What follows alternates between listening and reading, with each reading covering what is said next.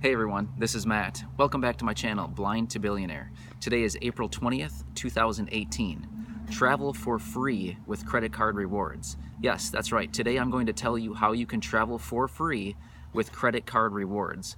So traveling is something that I'm very passionate about, and I spend 30 plus days per year traveling, and I do most of it either for free or very low cost. So today I'm going to tell you how to do that and how exactly I do it. So in order to do that and maximize your rewards, there's 3 cards that you'll need to do it, and I have them right here. They are the Chase Freedom Unlimited, and the Chase Sapphire Reserve. So these 3 cards will give you the maximum benefits in order to maximize on your flights, hotels, and rental cars. So I'm actually going to go through these cards one by one here and tell you just a little bit about each one. So first off, Chase Freedom. So there's no annual fee on this card. It has a sign-up bonus. I'm actually not sure what it is right now because sometimes they change occasionally, but it's usually right around like $100 after you spend maybe $500 in the first 3 months. So no annual fee, 1% cash back across the board on everything, and then every quarter there's actually a 5% category on 5% cash back on up to $1,500 to spend in that category. So right now, since it's April, May, and June, this category, it's grocery and PayPal. So you can get 5% back on that one. The next card here, the Chase Freedom Unlimited.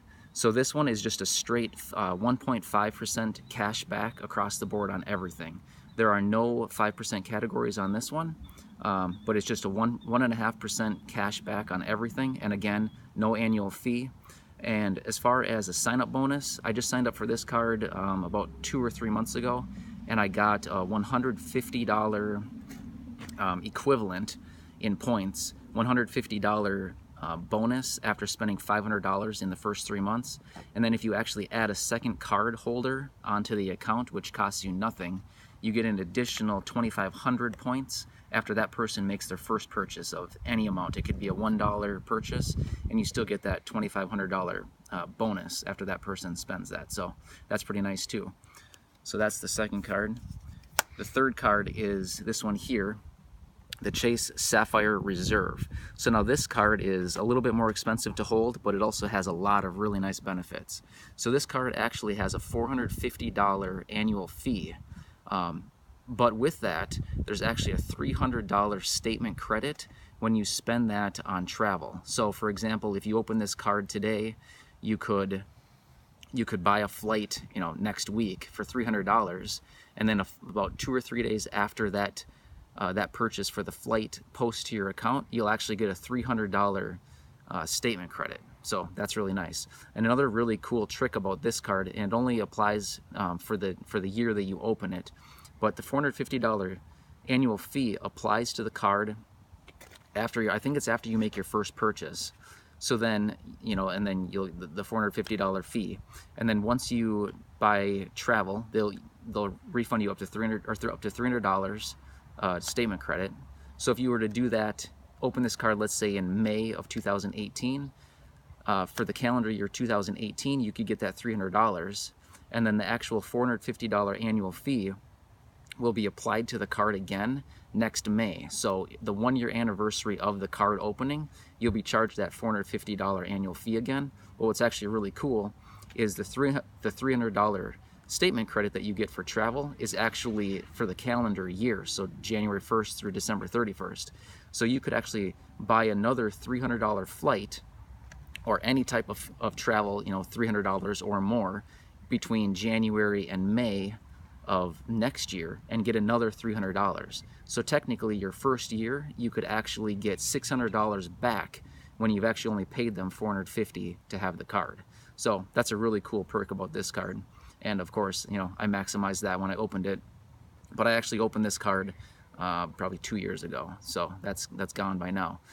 So as far as the rewards on this card, it's 1% across the board on everything, and then there's actually a 3% across the board on travel and dining.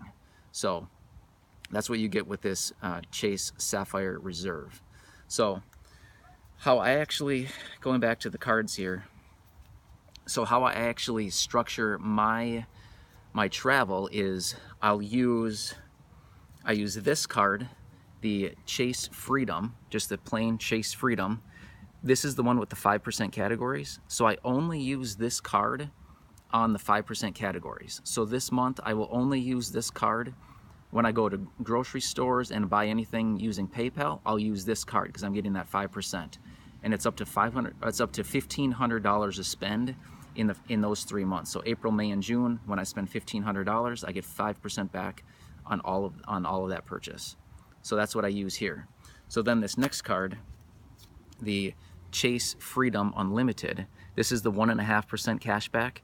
I use this one on every other purchase that any other purchases that I have on any other products, so that don't fall into the 5% category from the Chase Freedom, or that are I don't use this on travel or dining either. But everything else I'll use this one because this is the 1.5% cash back. So I maximize my rewards by using this one then.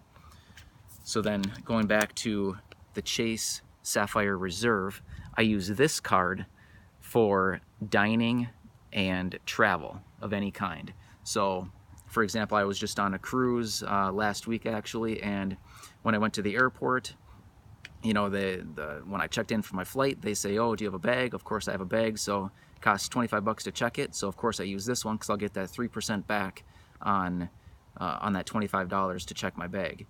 Also, when I'm sitting around the airport waiting for my flight, I decide I'm hungry, I go to the little diner there in the airport, and I buy something. I use this card because it's 5% back on any purchases from any kind of diner. So that's how I use that. So that's how I maximize my rewards with these 3 cards. So now what I do so that's how I'm maximizing my rewards. But then what I do is, so Chase has their own travel portal. They actually call it Ultimate Rewards. So when you have a Chase account, you have access to this Chase Unlimited Rewards, or Ultimate Rewards, excuse me, this portal. So then what I do is I take all of my points from these 2 cards, the Chase Freedom and Chase Freedom Unlimited. I take the points from these 2 cards and I transfer them into this account, into the point balance of this account, which is the Chase Sapphire Reserve.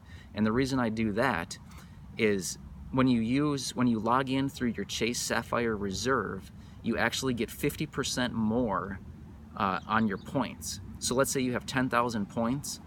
If you use them through the Chase Ultimate Rewards portal under this account, it's actually worth 15,000 points. So you've just multiplied your points by another 50% by actually using them through this account through the Chase Ultimate Rewards portal. So what I'll do is, like I said, I'll transfer all my points from the 2 Freedom cards into the account with the Chase Sapphire Reserve, and then I'll go into the Chase Ultimate Rewards portal and I'll book my flights, my hotels, or if I have a rental car, I never have a rental car, but if I were to do that, I'd be able to do that as well, and I can actually maximize my points again right there. So that's how I structure my travel. So all spending that I do throughout the year, I put it on these 3 cards, and of course as I mentioned earlier, I categorize it so that I'm maximizing my rewards based on whatever it is that I'm purchasing. And then I funnel all those points right into the Chase Sapphire Reserve so that I get that extra 50% through the Chase Ultimate Rewards portal. So also through the Chase Ultimate Rewards portal, they do have options in there where you can actually trade up your points into other reward programs.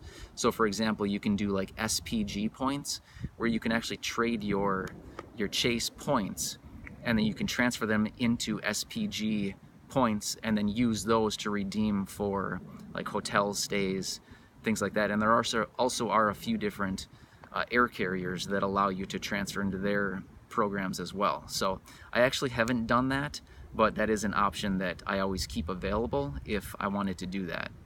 So if you have any questions, leave them down below. Otherwise, be sure to subscribe, hit the like button, and again, leave your comments or questions below. And one last note, anything that I mentioned in this video is not financial advice. So just keep that in mind. This is not financial advice. I'm just sharing with you how I maximize my rewards and travel, fly, book hotels, and if I were to rent vehicles, I'd be able to do that all for free.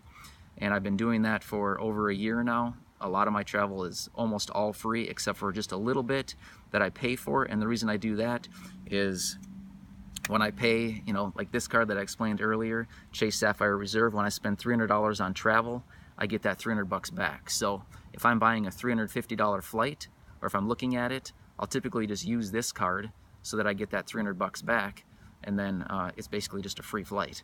So it's pretty awesome. So again, hit the subscribe button, like the video, and leave your comments or questions down below. Thanks again for watching.